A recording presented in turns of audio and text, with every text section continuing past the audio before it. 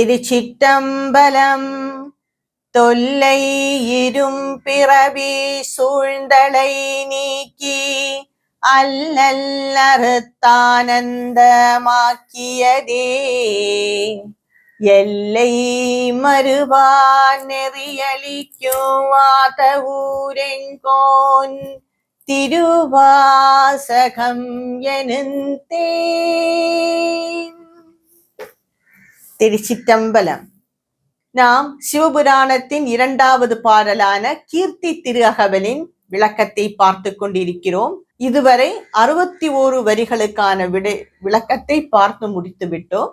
மேலும் சில வரிகளுக்கான விளக்கத்தை இந்த வீடியோவில் காண்போம்.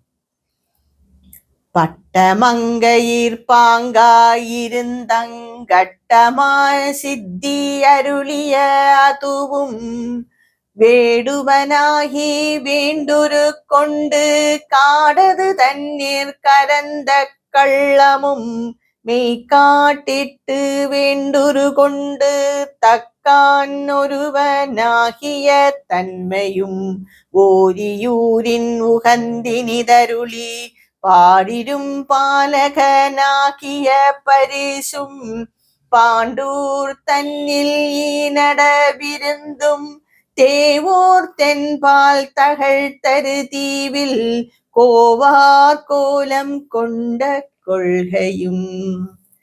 இந்த வரிகளுக்கான விளக்கத்தை இந்த வீடியோவில் காண்போம். இது சில திருவிளையாடல்களில் மிகவும் அழகான சுவாரஸ்யமான திருவிளையாடல்களை இந்த வரிகள் விளக்குகின்றன. பட்டமங்கையிற் பாங்காயிருந்தங்கட்டமா சித்தி அருளிய அதுவும். ஒரு சமயம் கைலாயத்தில் சிவபெருமான் உமாதேவியுடன் மிக சந்தோஷமாக இருந்து கொண்டிருக்கும் வேளையில் அஷ்டமகா சித்திகள் எல்லாம் பெண் உருவு கொண்டு அம்பிகைக்கு சேவை, அதாவது ஏதாவது பணிவிடை செய்து கொண்டு இருந்தார்கள். அந்த சமயம் கார்த்திகை பெண்கள் 6 பேரும் வந்து சிவபெருமானை வேண்டி, குருவாகிய நீங்கள் எங்களுக்கு அஷ்டமகா சித்தியை அளிக்க வேண்டும், அதை அருள் புரிய வேண்டும் என்று கூறினார்கள். சிவபெருமானும் அதை ஏற்றுக்கொண்டு, நீங்கள் எல்லோரும் அம்பிகையை வழிபடுங்கள், தியானம் செய்யுங்கள், இதோ பாருங்கள் அஷ்டமகா சித்திகள் எல்லாம் அவளுக்கே பணிவிடை செய்து கொண்டு இருக்கிறது, நீங்களும் அவளை வழிபட்டால் உங்களுக்கு அந்த அஷ்டமகா சித்திகள் கிடைக்கும் என்று கூறினார். ஆனால் இந்த கார்த்திகை பெண்களுக்கு அது ஏதோ ஒத்துக்கொள்ளவில்லை, மனதில் பிடிக்கவில்லை. அவர்கள் அதை அலட்சியம் செய்து விட்டார்கள். அவர்கள் சிவன் கூறிய அறிவுரையும் அலட்சியம் செய்தார்கள், அம்பிகை வழிபாட்டையும் அலட்சியம் செய்தார்கள். உடனே சிவபெருமானுக்கு கோபம் வந்து, நீங்கள் அகங்காரம் எல்லாம் அடங்கி பூ உலகில் சென்று ஒரு கல்லாக பிறப்பீர்கள் என்று சாபமிட்டார். சாபமிட்ட அடுத்த நிமிடமே இந்த கார்த்திகை பெண்களுக்கு அழகும் ஐஸ்வர்யமும் வீரியமும் எல்லாம் தன்னை விட்டு போய்விட்டது. அவர்கள் பட்டமங்கலம் என்ற ஒரு ஊரில் ஒரு ஆலமரத்தின் அடியில் கல்லாக பிறந்தார்கள். அந்த நாளடைவில் அந்த ஆலமரத்தில் இருந்து வந்த விதைகளும் இலைகளும் எல்லாம் அந்த கல்லை மூடி, அது வெளியிலேயே தெரியவில்லை, அந்த கல் மண்ணோடு மண்ணாக ஆய்விட்டார்கள். இவ்வாறு 1000 வருடங்கள் சென்றன. ஒரு சமயம் சிவபெருமானே மனம் இறங்கி பூலோகத்தில் வந்து அந்த ஆலமரத்தின் அடியில் அமர்ந்திருந்து அந்த கல்லுகளையே பார்த்து கொண்டிருந்தார். வேற யாருக்கும் அந்த கல்லாக இருந்த கார்த்திகை பெண்கள் தெரியவில்லை. ஏனென்றால் அது இலைகளும் எல்லாம் மூடிவிட்டது, நாளடைவாய்விட்டது அல்லவா, இலையெல்லாம் மூடிவிட்டது. ஆனால் சிவனுக்கு தெரியுமே, எங்கு ஒளிந்திருந்தாலும் அவருக்கு தெரியுமே. அவர் அந்த கல்லுகளையே பார்த்தவுடன் மீண்டும் அவர்கள் எல்லாம் பெண் ரூபம் கொண்டு கார்த்திகை பெண்களாக மாறி சிவபெருமானை வழிபட்டவுடன் சிவபெருமான் அஷ்டமகா சித்திகளை அவர்களுக்கு அளித்தார்கள். அந்த சித்திகளை அளித்துவிட்டு சிவபெருமான் கூறினார், இது எல்லாம் எந்த ஒரு சிவபக்தனுக்கும் தானாக கிடைப்பது. அம்பிகையை நீங்கள் வழிபட்டிருந்தால் உடனே உங்களுக்கு அது தானாக கிடைத்திருக்கும், இந்த போனஸ் கிடைக்கும் என்று கூறுவார்கள் அல்லவா, அதுபோல் நாம் கவனிக்க வேண்டியது சிவ வழிபாடில் மட்டும்தான். இந்த அஷ்டமகா சித்திகள் எல்லாம் தானாக கிடைக்கும். நாம் கூட பார்த்து இருக்கிறோம். அகத்திய முனிவரானாலும் சரி, சில சித்தர்களானாலும் சரி, இந்த அஷ்டமகா சித்திகள் எல்லாம் மிக லாபகமாக அவர்கள் பிரயோஜனப்படுத்தி அவர்கள் இங்கிருந்து அங்கு செல்வார்கள். பல சித்திகளை அவர்கள் பிரயோஜனப்படுத்துவார்கள். இதெல்லாம் சித்திகளுக்காக அவர்கள் சிவபெருமானை வணங்கவில்லை, சிவனை வணங்கினார்கள். இந்த சித்திகள் எல்லாம் வந்து சேர்ந்தது, அவ்வளவுதான் என்று கூறி அவர்களுக்கு அறிவுரைப்படுத்தி மீண்டும் அவர்கள் கார்த்திகை பெண்களாக மாறி கைலாசத்துக்கு சென்றார்கள். இந்த அஷ்டமகா சித்திகள் என்னவென்றால், இது அனிமா. அனிமா என்பது என்றால் அணுவினும் சிறிதாக மாறுவது. நாம் ராமாயணத்தில் படித்திருப்போம். சுந்தரகாண்டத்தில் ஹனுமான் சுவாமி அந்த ராவணனின் கொட்டாரத்துக்குள் அனிமா ரூபெடுத்து சிறிதிலும் சிறிதாக கொட்டாரத்துக்குள் பிரவேசித்தார் என்று. இதுதான் அனிமா. சித்திகளை எல்லாம் பிரயோஜனப்படுத்தி பெரிதாவதற்கு அல்ல, அவர்கள் வழிபட்டார்கள், சித்திகள் வந்து சேர்ந்தது. இதுவே அனிமா எனும் சித்தி. மகிமா என்பது என்னவென்றால் பெரிதிலும் பெரிதாவது. அதுவும் ராமாயணத்தில் வரும். பெரிதிலும் பெரிதாக மாறுவது மகிமா சித்தி என்பது. லகிமா என்றால் மிகவும் தன் பாரத்தை குறைத்து லேசாக மாறுவது. நாம் எல்லாம் பார்த்திருப்போம், சில சித்தர்கள் எல்லாம் பறந்து செல்வார்கள் என்று. அவர்கள் தன் உடம்பு பாரத்தை மிகவும் குறைத்து விடுவார்கள். இதுதான் லகிமா. கரிமா என்பது அதுபோல் மிகவும் பாரத்தை கூட்டுவது. யாராலும் உயர்த்த முடியாத அளவுக்கு பாரத்தை கூட்டுவதுதான் கரிமா எனும் சக்தி. பிராப்தி என்பது இங்கு இருந்து கொண்டே, இருந்த இடத்தில் இருந்து கொண்டே சந்திரனை தொடுவது, ஆகாயத்தை தொடுவது, மற்ற கிரகங்களை தொடுவது, இது எல்லாம் தான் பிராப்தி. பிராகாமியம் என்பது பஞ்ச பூதங்களையும் சுவாதீனப்படுத்தி அதில் ஒன்றோடு ஒன்றாக மாறுவதுதான் பிராகாமியம் எனும் சக்தி. வேறொரு சக்தி ஈசத்துவம். ஈசத்துவம் என்றால் தன்னாலே ஏதாவது ஒன்றை சிருஷ்டிப்பது. நாம் கூட படித்திருப்போம், கேட்டிருப்போம். சிவபெருமான் கொடுத்த அருளால் அகத்திய மாமுனிவர் பராசக்தியை வணங்கி தாமிரபரணி எனும் நதியை பொய்கையில் இருந்து சிருஷ்டித்தார் என்று. இது நாம் எல்லோரும் கேட்டிருப்பதுதான். இது போல ஒன்றை சிருஷ்டிக்கும் சக்தி அந்த முனிவர்களுக்கும் சித்தர்களுக்கும் இருக்கும். இதுதான் ஈசத்துவம். வசித்துவம் என்பது எல்லாவற்றையும் வசீகரம் செய்து கொண்டு அதில் ஆவாகனம் செய்து கொண்டு அதை பிரயோஜனப்படுத்துவது. இதுவே வசித்துவம் எனும் சக்தி. இது போல பல சக்திகளும் சித்திகளும் நாம் சிவனை வழிபட்டாலோ அம்பிகை வழிபட்டாலோ தானாக வந்து சேரும். இதைத்தான் சிவபெருமான் உபதேசித்தார். அந்த கார்த்திகை பெண்கள் அப்பொழுது அவர்களுக்கு புரியவில்லை. மண்ணிலே வந்து கல்லாக பிறந்தார்கள். பிறகு பல காலம் கழிந்து சிவபெருமான் அருள் புரிந்தார். மீண்டும் அந்த சித்திகளெல்லாம் பெற்றுவிட்டு கைலாயத்துக்கு சென்று விட்டார். இதையே இந்த 2 வரிகள், பட்டமங்கையிற்பாங்காயிருந்தங் கட்டமா சித்தி அருளிய அதுவும். பட்டமங்கலம் என்பது ஒரு ஊரின் பெயர். வேடுவனாகி வேண்டுரு கொண்டு காடது தண்ணீர் கரந்த கள்ளமும். இதுவும் வேறு ஒரு திருவிளையாடலையே இந்த 2 வரிகள் கூறுகின்றன. ஒரு சமயம் ஒரு பாண்டிய மன்னன் இருந்தான். அவன் மிகவும் பெரிய சிவபக்தன். சிவனையே வழிபட்டு கொண்டிருப்பான். அந்த படைகளை எல்லாம் அவன் பெரிதாக்கவோ அதில் சிரத்தை கொடுக்கவோ இல்லை. கஜானாவில் உள்ள பணம் எல்லாம் எடுத்து சிவ தொண்டுக்கே செலவழிப்பான். அந்த சிவ ஆச்சாரியர்களுக்கு, சிவனடியார்களுக்கெல்லாம் உணவு கொடுப்பது, சிவ ஆச்சாரியர்கள் இருந்தால் அவர்களுக்கு உதவுவது, கோவில் கட்டுவது போன்ற சிவ தொண்டிலேயே முழு நேரமும் செலவழித்திருப்பான் அந்த பாண்டியன். எப்பொழுதும் சிவபக்தி தான். இவ்வாறாக இருந்த பாண்டியனுக்கு படை பலம் மிகவும் இல்லை, பெரிதாக இல்லை, ஏதோ கொஞ்சம் இருந்தது. அவரும் வேற எந்த ஊருக்கும் படையெடுத்து செல்ல மாட்டார். அந்த மண் ஆசை அவருக்கு கிடையாது. யாராவது இங்க போர் புரிய வந்தால் திருப்பி போர் புரிவார், அவ்வளவுதானே தவிர எங்கேயோ சென்று பக்கத்து ராஜ்யம் எல்லாம் அடக்கி பிடித்து ஆட வேண்டும் என்றெல்லாம் அவருக்கு கிடையாது. உள்ளதை வைத்து சிவபக்தியுடன் இருந்தார். இவருக்கு மிகவும் குறைந்த படைபலம் தான் உண்டு, குறைந்த வீரர்கள் தான் இருந்தார்கள். இதை அறிந்த சோழன் இந்த பாண்டிய மன்னன் மீது போர் தொடுத்தார். அடுத்த நாள் சோழன் பெரிய படையுடன் வருகிறார் என்று ஒற்றர்கள் கூறிவிட்டார்கள். இந்த பாண்டிய மன்னனுக்கோ என்ன செய்ய வேண்டும் என்று தெரியவில்லை. சோமசுந்தர கடவுளை போய் அழுதார். உடனே அவருக்கு அசரீராக கேட்டது, உனக்காக நாளை நான் போர் புரிகிறேன் என்று கூறினார். பாண்டியனுக்கு மிகவும் சந்தோஷமாகிவிட்டது. உள்ள படைகளை எல்லாம் திரட்டிவிட்டு போருக்கு வந்தான். சோழனோ பெரும் படை அவருக்கு. அவரும் வந்தார்கள். 2 பேரும் போர்க்களத்தில் நின்றார்கள். ஆனால் சோழனுக்கு இந்த சிறிய பாண்டியனின் படையை பார்த்தவுடன் பெரும் கடல் போல் தோன்றியது. அவருக்கு அவ்வாறான ஒரு பிரம்மையை சிவபெருமான் ஏற்படுத்தினார். உடனே சோழன் கூட நினைத்தான், என்ன நம்ம ஒற்றர்கள் நம்மிடம் பொய் கூறிவிட்டார்களா? இவ்வளவு படைபலம் உள்ளதே பாண்டியனுக்கு என்று நினைத்தான். சரி, என்னவானாலும் சரி, போர் புரிவோம் என்று போர் ஆரம்பித்தவுடன் சிவபெருமான் ஒரு குதிரையின் மேலே ஒரு வேட ரூபத்தில் வந்து நின்றார். பாண்டியனின் முன் நின்று சோழனை பார்த்தார். இதை கண்டவுடன் குதிரையில் அமர்ந்திருந்த அந்த கம்பீரமான வேட ரூபத்தில் உள்ள சிவபெருமானை கண்டவுடன் சோழனுக்கு பயம் நடுங்கி விட்டது. போர்க்களத்தில் இருந்து புறம் முதுகை காண்பித்து ஓடினான் சோழன். சிவபெருமானும் விடவில்லை. குதிரையில் அந்த வேடன் ரூபத்தில் பின்னாடியே துரத்தி கொண்டு போனார். சோழன் பார்த்தான், ஒரு வேடன் வருகிறார்.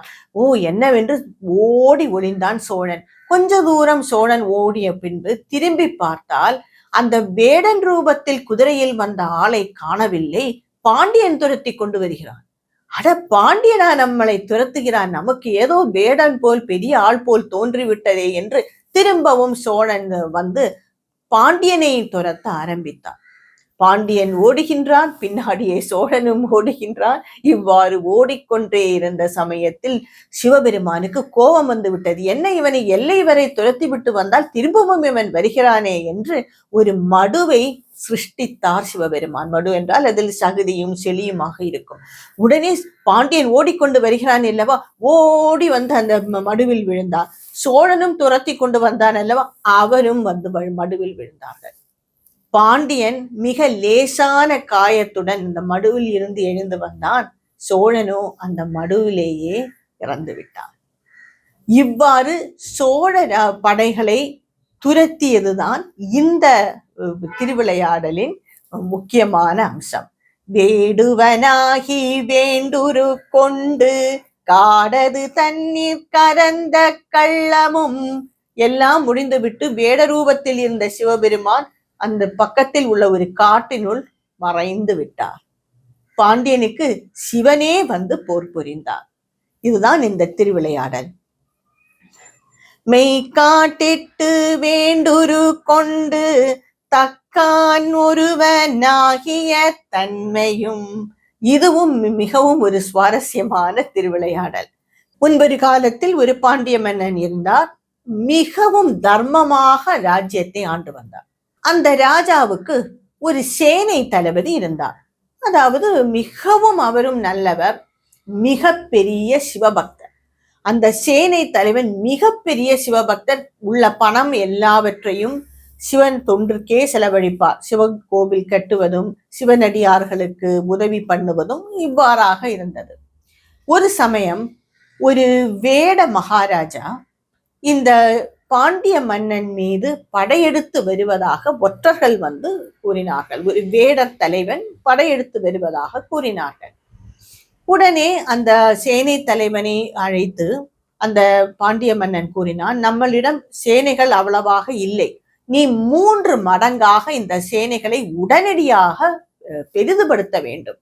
அதற்காக வேண்டுமானால் நீ கஜானாவில் இருந்து பணம் எடுத்து பக்கத்து நாடுகளுக்கெல்லாம் ஓலை அனுப்பி அவர்களிடம் இருந்து படைகளை வாங்கு. பணம் கொடுத்தால்தானே அவர்கள் படைகளை அனுப்புவார்கள். இவ்வாறுக்காக நீ செலவழித்துக்கொள். ஆனா இந்த வேடனை தலைவனை நாம் வீழ்த்த வேண்டும் என்று கூறினார் ராஜா. உடனே கஜானாவில் சென்று அந்த பணம் எல்லாம் எடுத்துக்கொண்டு சேனை தலைவர் சென்றார். அந்த பணத்தை கண்டவுடன் சேனை தலைவருக்கு என்ன தோன்றியது என்றால், சிவன் கோவில் கட்ட வேண்டும், சிவன் தொண்டுக்காக செலவழிக்க வேண்டும் என்று மனம் திரும்பி எல்லாவற்றையும் மாணிக்க வாசகரை போலவே எல்லாவற்றையும் சிவ தொண்டுக்கே செலவழித்துக் கொண்டு இருந்தால் நாட்கள் கடந்து கொண்டே போனது. ஒற்றர்களோ அவன் அந்த வேடன் வருவார் மகாராஜா, இப்பொழுது மிக சீக்கிரத்திலேயே அவர்கள் வருவார்கள், நம்மிடம்தான் படைபலம் இல்லையே என்று அந்த ஒற்றர்கள் ராஜாவிடம் கூறினார். உடனே ராஜா சேனை தலைவனை அழைத்து, நான் தான் உன்னிடம் சேனைகளை பெருக்க கூறினேனே, நீ ஒன்றுமே செய்யவில்லையே என்றார். உடனே அந்த சேனை தலைவன் எப்பொழுதும் போல சோமசுந்தர கடவுளை போய் வணங்கினான். அவனுக்கும் அசரீரி கேட்டது. நாளை படைகளுடன் நான் வருகிறேன் என்றார். மாணிக்கவாசகருக்கு கூறியது போலவே, நான் படைகளுடன் நாளை நான் வருகிறேன், நீ போ என்றார். இந்த சேனை தலைவனும் பாண்டியனிடம் நின்று கொண்டிருந்தார்கள். 2 பேரும் சேனைகள் இப்ப வரும் என்று பார்த்து கொண்டே இருந்தார்கள். அந்த சமயம் பல வீரர்கள் காலால் படை, குதிரைப்படை, யானைப்படை என்று பல படைகள் அவர்களுடன் ஆயுதத்தையும் எடுத்துக்கொண்டு அணிவகுத்து வந்தார். முன்பே ஒரு வெள்ளை குதிரையின் மேல் சிவபெருமான் ஒரு மிக கம்பீரமான தோற்றத்துடன் அவைகளை அழைத்து கொண்டு வந்தார். அழைத்து கொண்டு ஒரு ஓரமாக நின்றார். இந்த படைகளை எல்லாம் பாண்டியன் பார்த்தவுடன் மிகவும் சந்தோஷம் வந்துவிட்டது. பாண்டியனுக்கு சந்தோஷம் வந்துவிட்டது. சேனை தலைவருக்கு ஆச்சரியமும் என்ன நடக்கிறதே என்று புரியவில்லை. பார்த்து கொண்டிருந்தார்கள். எல்லோவர் சந்தோஷமாகிவிட்டது பாண்டியனுக்கு. உடனே பாண்டியன் கேட்டான், அந்த ஓரமாக ஒருவர் நிற்கிறாரே, தெய்வீகமாக மிக கம்பீர தோற்றத்துடன் நிற்கிறாரே, யார் இவர் என்று அந்த சேனாதிபதியை கேட்டவுடன் அந்த சேனை தலைவர் கூறினார், அதுவா, அவர்தான் இதையெல்லாம் அழைத்து கொண்டு வந்தார் என்று. உடனே பாண்டியன் அந்த குதிரையின் மேல் இருந்த வீரனை அழைத்து, உனக்கு பொன்னும் பொருளும் பட்டாடைகளும் எல்லாம் நான் தருகிறேன் அப்பா என்று பலவற்றையும் கொடுத்தார் அந்த வீரனாக வந்த சிவபெருமானுக்கு. அவரும் எல்லாத்தையும் பெற்றுக்கொண்டு அந்த படைகளுக்கே எல்லாவற்றையும் திரும்பவும் வழங்கிவிட்டு படைகளின் உள் மறைந்து விட்டார்.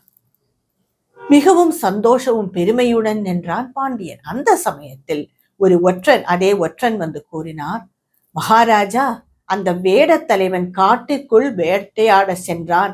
அப்பொழுது அவனை புலி அடித்து கொன்று விட்டது. இனிமேல் நம்மளுக்கு கவலை இல்லை என்று கூறினார். உடனே பாண்டியன் பார்த்து, அந்த சேனைகள் எல்லாம் வந்த நேரம், போர் வீரர்கள் எல்லாம் வந்த நேரம், போருக்கே இடமில்லாமல் போய்விட்டது என்று மிகவும் சந்தோஷப்பட்டார். உடனே அந்த சேனாதிபதி அந்த படைகளை எல்லாம் பார்த்து, சரி போகவும் என்று கூறினார். சொன்ன மாத்திரமே படைகள் எல்லாம் மறைந்து விட்டது. அப்பொழுதுதான் அந்த பாண்டியனுக்கு தோன்றியது, வந்தது சிவபெருமானும் அவர் அழைத்து வந்த படைகளும் என்று. இந்த திருவிளையாடலையே இந்த 2 வரிகள் கூறுகின்றன.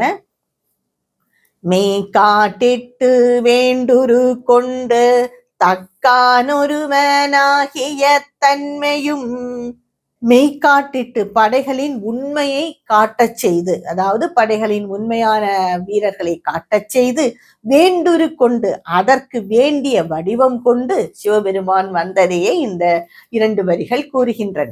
ஓரியூரின் உகந்தினி தருளி பாரிரும் பாலகனாகிய பரிசும். இந்த திருவிளையாடல் சிவபெருமான் பாண்டியர்களுக்கு மட்டுமல்ல, எந்த ஒரு பக்தனுக்கானாலும் அவர் அருள் புரிவார் என்பதையே காண்பிக்கிறது. ஓரியூர் என்பது ஒரு ஊர். அங்கே ஒரு வேதிகன் இருந்தார். அவருக்கும் மனைவிக்கும் பல காலங்களாக குழந்தை பாக்கியம் இல்லை.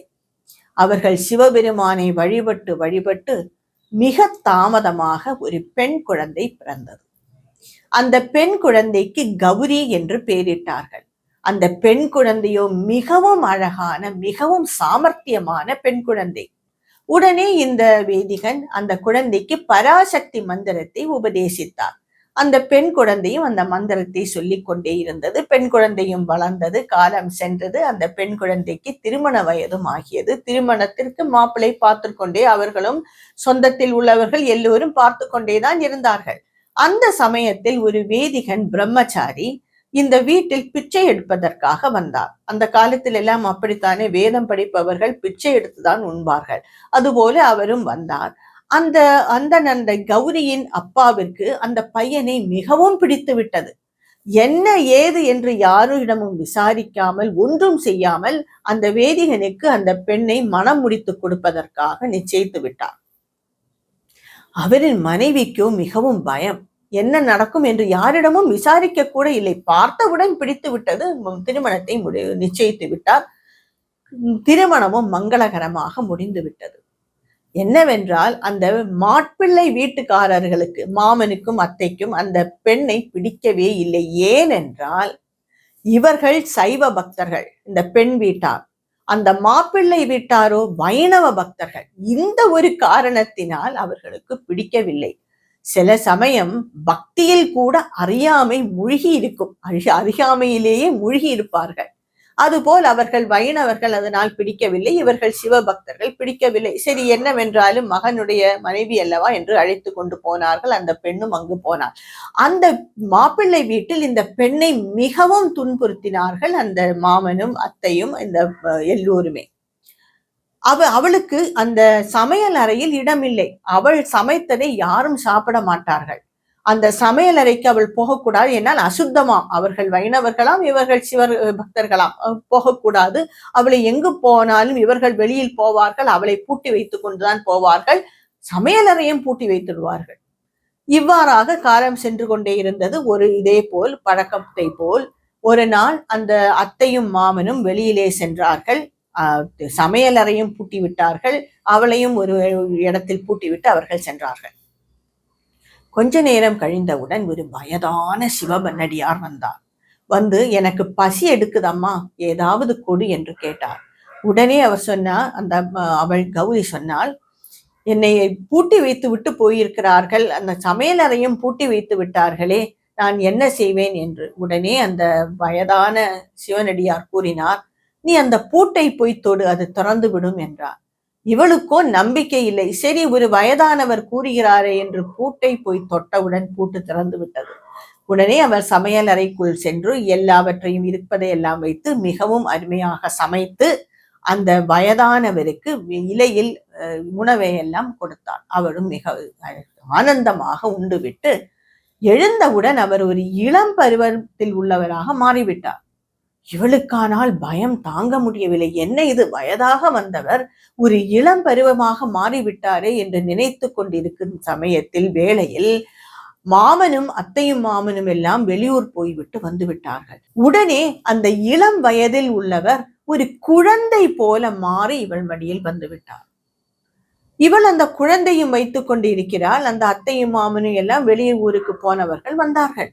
என்ன குழந்தை என்று கேட்டார். உடனே இவள் கூறினாள், ஒருவர் சிவனடியார் ஒருவர், அவரும் அவர் மனைவியும் வெளியூருக்கு செல்கிறார்களாம், அதனால் இந்த குழந்தையை கொஞ்ச நேரம் பார்த்து கொள்ளம்மா என்று என்னிடம் கொடுத்து விட்டு போனார்கள் என்று. உடனே அந்த அத்தைக்கு கோபம் வந்து விட்டது. என்ன, ஒரு வைஷ்ணவர் வீட்டில் ஒரு சிவபக்தனின் குழந்தையா, சிவனடியாரின் குழந்தையா என்று கோபம் வந்து அந்த குழந்தையும் அந்த பெண்ணையும் தூக்கி வெளியில் தெருவிலேயே இறைந்து விட்டு கதவை அடைத்து விட்டார்கள். வெறும் அந்த குழந்தையை வைத்துவிட்டு பராசக்தி மந்திரத்தை கூறிக்கொண்டே இருந்தாள். கொஞ்ச நேரம் கழிந்தவுடன் கண்ணை திறந்து பார்த்தால் ரிஷப வாகனத்தில் சிவபெருமானும் உமாதேவியும் காட்சி கொடுத்தார். அவளை அந்த உமாதேவியின் உடலோடு அவள் ஐக்கியமாகிவிட்டால் அதற்கு பிறகு சிவனும் அந்த உமாதேவியுமாக கைலாயத்துக்கு சென்று விட்டார்கள். அந்த உமையாளிடமே அவள் ஐக்கியமாகிவிட்டாள். அந்த பராசக்தி மந்திரத்தை கூறி அவள் அந்த உமாதேவியிடமே ஐக்கியமாகிவிட்டாள் என்பதுதான் இந்த திருவிளையாடல். ஓரியூரின் உகந்தினி தருளி பாரிரும் பாலகனாகிய பரிசும் பாண்டூர் தன்னில் ஈனட விருந்தும் தேவூர் தென்பால் தகழ் தரு தீவில் கோவார் கோலம் கொண்ட கொள்கையும். ஈனட விருந்து என்றால் மிகவுமாக இருந்து, மிகமாக இருந்து, தேவூர் தென்பால் என்று என்றால் தேவூருக்கு தென் திசையில் அங்கு ஒரு தீவு, விளங்கிய தீவில் கோவார் கோலம், கோவார் என்றால் அரச கோலம். இது என்ன திருவிளையாடல் என்றால், தேவூர் என்பது கீழ் வேலூருக்கு தெற்கே 2 நாழிகைக்கு அருகில் உள்ளது, தொலைவில் உள்ளது இந்த ஊர். அதற்கு தெற்கே தீவாம்பாள்புரம் என்னும் ஒரு ஊர் உண்டு. தீவாம்பாள்புரம் என்பது அந்த ஊர். அந்த ஊர் முன்பு தீவாக இருந்தது. 4 பக்கமும் தண்ணியாக அந்த மிக சிறிய ஊராக இருந்தது போலும். அந்த தீவை ஒரு அரசன் ஆண்டு வந்தான். அது மிகவும் நல்ல அரசன். எல்லா மக்களுக்கும் அவரை பிடிக்கும். அவரும் அந்த மக்களை எல்லாம் தன் குழந்தைகளைப் போலவே பாதுகாத்து வந்தார். அந்த அரசன் ஒரு சமயம் மாண்டு விட்டார். உடனே அந்த தீவில் உள்ள மக்கள் எல்லோருமே மிகவும் வருந்தி அவர்களால் அதை தாங்க முடியவே இல்லை. அவர் மறைவை தாங்க முடியவே இல்லை. அந்த மக்களுக்காக அவ்வளவு நல்ல அரசர் அவர்களால் தாங்க முடியவில்லை. மிகவும் கஷ்டப்பட்டு கொண்டிருந்தால் சிவபெருமானே வழிபட்டு கொண்டிருந்தார்கள். உடனே சிவபெருமான் அரசனாக வந்து அந்த எல்லா மக்களுக்கும் ஆதரவு அளித்து அவர்களை ஆண்டு வந்தார். இதுவே இந்த திருவிளையாடலின் பொருள். பாண்டூர் தன்னில் ஈனட விருந்தும் தேவூர் தென்பால் தகழ் தரு தீவில் கோவார் கோலம் கொண்ட கொள்கையும். மேலும் சில வரிகளுக்கான விளக்கத்தை என்னுடைய அடுத்த வீடியோவில் காண்போம். திருச்சிற்றம்பலம்.